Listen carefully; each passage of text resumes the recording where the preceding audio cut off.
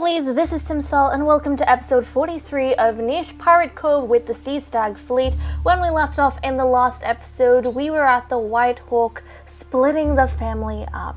And this is a little bit of a sad event, but we're not being mean. Everyone just has different things they need to do in life.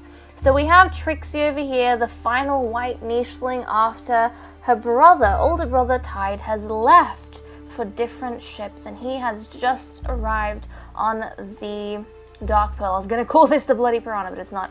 On the Dark Pearl to be a compatible mate for Firestone, who is the firstborn of Style and his late mate Gold. So we have that going on. Ocean, you guys are saying in the comment section that Ocean has a crazy advantage because he has the water body. That means he is able to go deep into the water to where all the Razorina and fish are, and if the Razorina do manage to stick around him, he's going to be climbing up the ranks like nothing. So that is also crazy.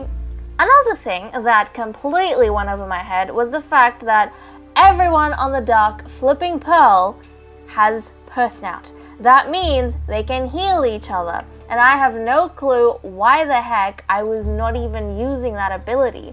And you guys reminded me that I could get one of the nichelings, probably even Denver, to just purr to help heal his wound up over here, because he did get a 4-day reduction by damage on his life because I accidentally drowned him thinking that he had the water body, which his brother does. Unfortunately, he doesn't, but they're all cat-faced, which means we can definitely help them out in that way. So we have all of those things happening, and then over here, Trixie is one of 2 nichelings left on this ship, along with her uncle, Captain Dolphin, who took over after his older sister Stella died. And these are her bones, I think, if I remember correctly. So we have that, and they are compatible, so he is waiting for his niece to grow up so that they can breed and have more White Hawks on the White Hawk. So all of those things and more in this episode. So let's get him to jump ahead a little bit. I think he was looking for fish. Was he? I don't exactly remember. I definitely know what Trixie would be looking for, though. Some bunnels, because that is right in her vicinity, and she is one hungry little hawk. I was gonna say dove, but this is not the, no, it's they're hawks. Okay, so I think everyone has been dealt with. Let me quickly check if anyone's on a nest. No one is on a nest. I think, nope, no one is on a nest. So that's cool. I mean, we love babies, but no one is on a nest. Nope. Everyone was in the water, jumping around. Yep, trying to just live life to their fullest. So let's turn the day over and see what it brings. We've got a lot of Razorina hanging around nearby, so hopefully these nichelings can hunt them. I see a Razorina right here with Sapphire, so she is going to... Oh, but then we wanted to breed Sapphire. Well, geez, I think we'll leave the Razorina for now. We'll leave it for now. Sugar has a few days life, so it's okay. She still has life left in her. She is going to clear the grasses over here. Wonderful. Look at that. There's so many Razorina around Sapphire, which is crazy.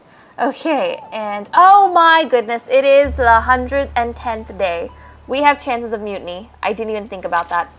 Okay, well guys, looks like we have something else on our agenda as well. Today we're going to be rolling to see if we have any mutinies. Now we are working with 5 ships, which is crazy. So let me just get my randomizer out and get this prepared. So right, I have it over here. Let me get my dice. Wonderful. So, that was unexpected. I completely forgot about that. Right, so the captain of the Bloody Piranha, which is the ship we are currently on, this long ship, which is the newest addition to our fleet, actually.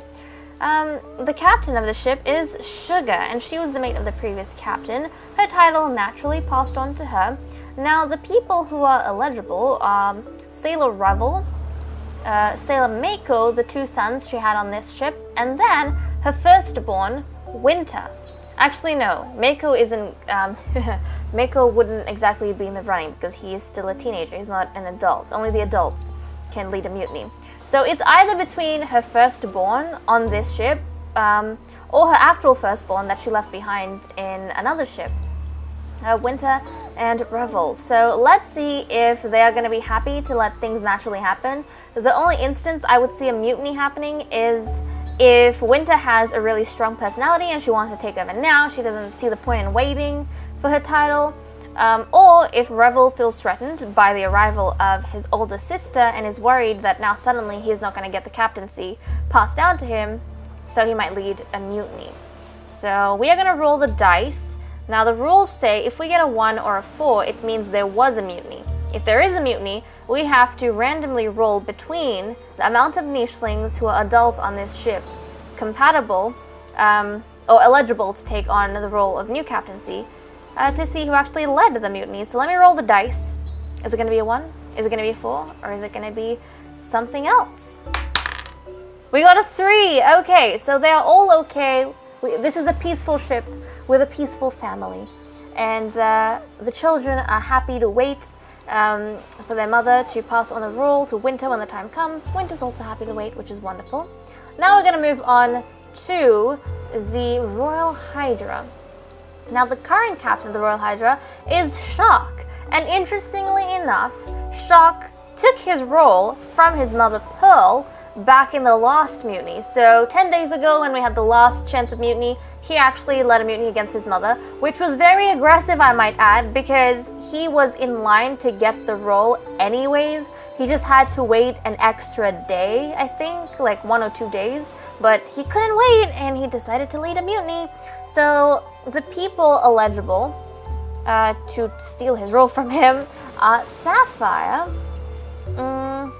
We've also got, no, not Cosmos, but we've got Tsunami. So Tsunami could steal the role and so could Sapphire, and Tsunami and Sapphire are actually siblings. Now, would they want to lead a mutiny against Shark, or are they happy with Shark's captaincy?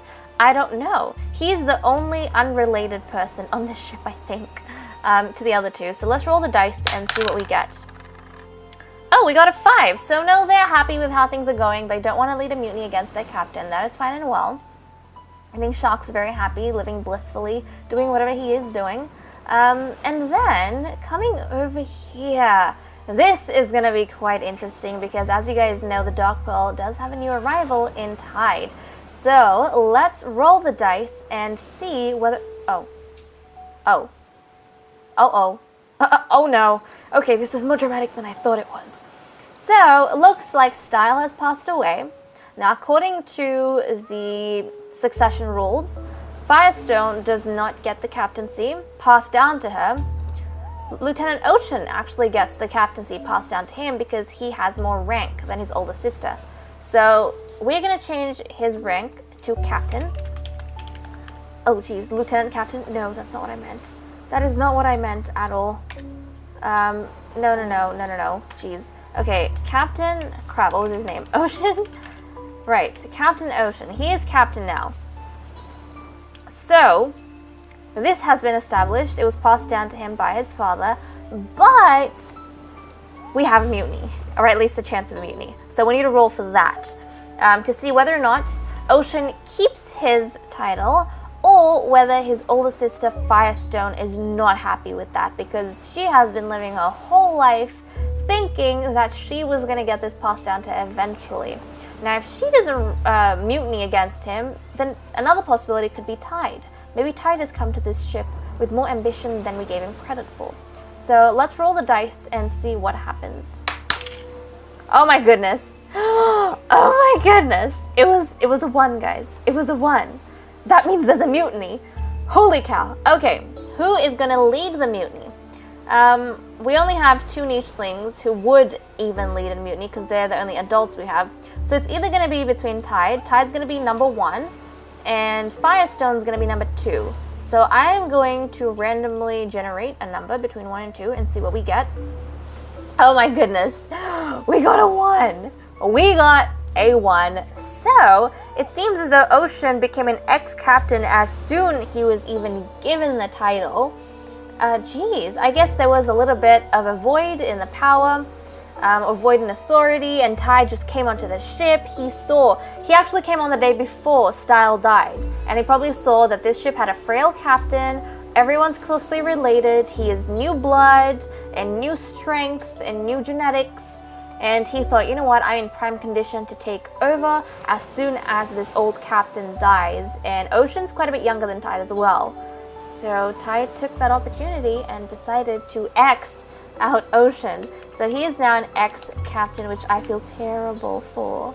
I feel so bad. Where's Tide? Tide, where'd you go? This is Tide, and now Tide. This is actually very interesting because Tide is the firstborn. That means if he had stayed back in his home ship, the White Hawk, he would have inherited the captaincy after his uncle. But now that, at least if his uncle didn't have any children, but now that he's moved over here, he's decided to take the captaincy anyways. Damn, okay. I actually thought Tide was more passive than this. Apparently I was wrong. So, Tide is now the captain of the Dark Pearl, which is quite exciting. Now moving on to the Golden Star. Now the captain over here is currently Plum. Plum resides with her daughter Wonder, her daughter Wonder's mate, Sailor Aqua, and their child's firstborn Sword. So naturally, the title is going to pass to Wonder because Wonder is firstborn and Aqua doesn't have more rank than her.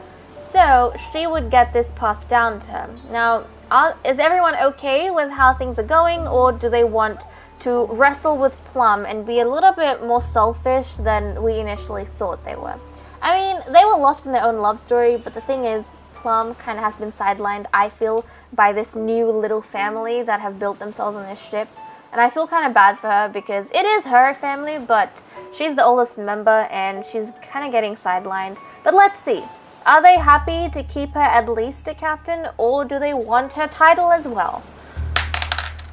We got a 5, so no mutiny on this ship. Everyone is happy to keep Grandma Plum as the captain. Wonderful. And finally, oh well, we can't even have a mutiny on this ship. It just becomes like it's null because we don't have another adult, so we can't even have a mutiny. So lucky you, Dolphin. You get to keep your ship. How exciting. Okay, so all of that drama happened, and it looks like the only mutiny was actually on the Dark Pearl, and that was very dramatic. But okay, now let's get these lovelies moving. Oh geez, and if you can hear someone screaming his head off, I apologize. That's my brother. He's having a lot of fun right now, playing online with his friends. But okay, Revel is going to jump up here, and he is going to collect this coconut and clear this grass. Probably not the best decision to be under a coconut tree, but I mean, come on, they don't exactly make the best decision all the time. Mako is going to jump in which direction? He's going to jump in this direction. Look at that! Winter just got a Razorina under her, and she has the skills to grab it. So she's going to go ahead and add a notch to her belt, and she's now going to be Lieutenant. L-E-I-U, no, L-I-E-U. There we go. Okay, so she's added a notch to her belt. That means that Revel can't even exactly fight her in terms of rank because she's got more rank than him. So she both has the birthright to captaincy and the skill for captaincy. But she is going to jump, I think, up over here in the middle of the grasses and try and clear some of the area around here and help out her family as they move across. And then once Mako's old enough, then she'll be able to take him on as a mate. So that is quite exciting. They all look like brownies. I think they're adorable. They look like a little group, a family of brownies, and I just, I want to eat them.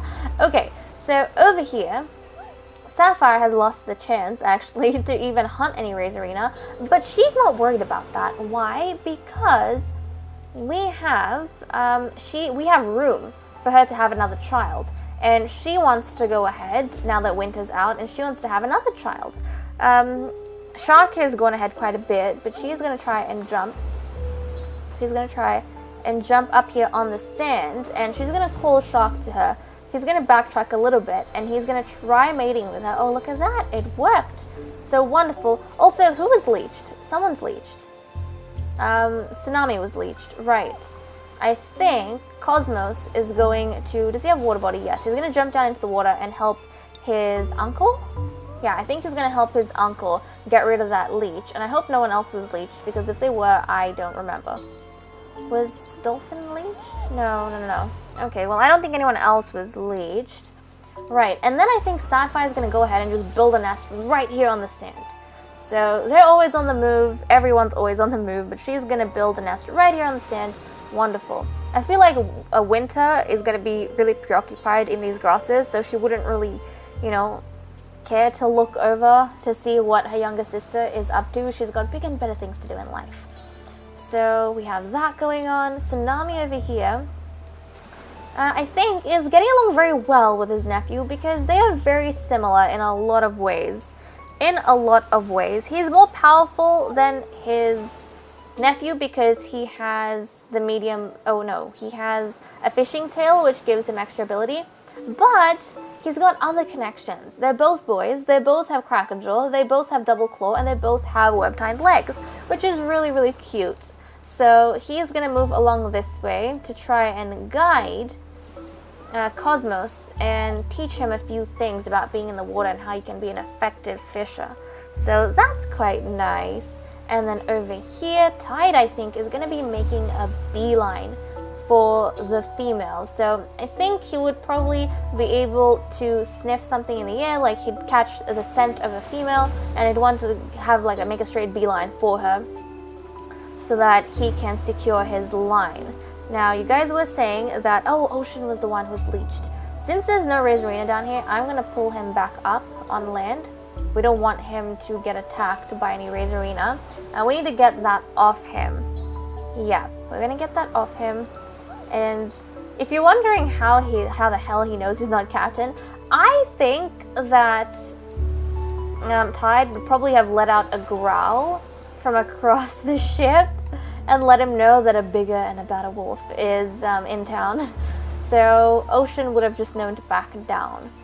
Okay, we're going to get his younger brother Denver to actually come here and get rid of that leech. We'll get Firestone to... I wanted her to let out a purr, actually. Okay, I'll get her to jump this way, let out a purr, so that she can heal her brother. And I don't know if this is going to help reduce that damage. Hopefully it does. And I'm going to get her to step this way, because I think she would have heard that growl as well, and she would have had a very different reaction.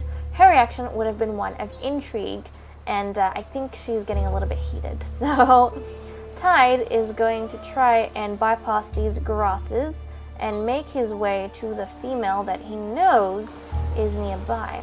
And he can see her now. She's right in his vision, but he just hasn't reached her yet.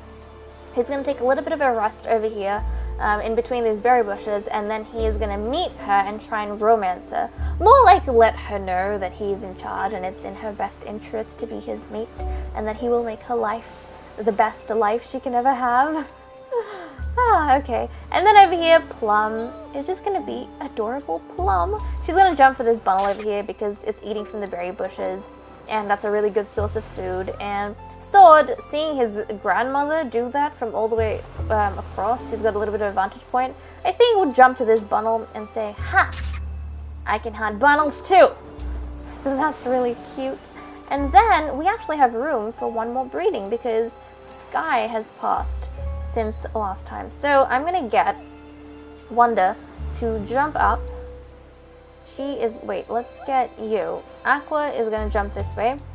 Wonder is going to jump over here, and then Aqua is going to try and romance her, convince her that, darling, I think it's time that we have another wonderful child to join us on this ship.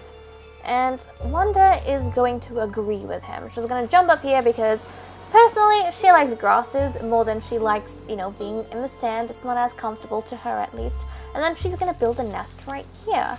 She could have tried to go towards this nest, but I think she's happy to move around a little bit. And plus, she wants to be close to Aqua, who's actually very excited to just be in the water.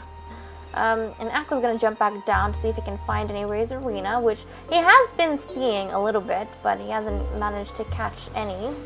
And with that said and done, guys, I'm gonna go off and leave this episode here. Thank you so much for watching. I hope you all enjoyed, and I'll see you all in the next video. Bye-bye.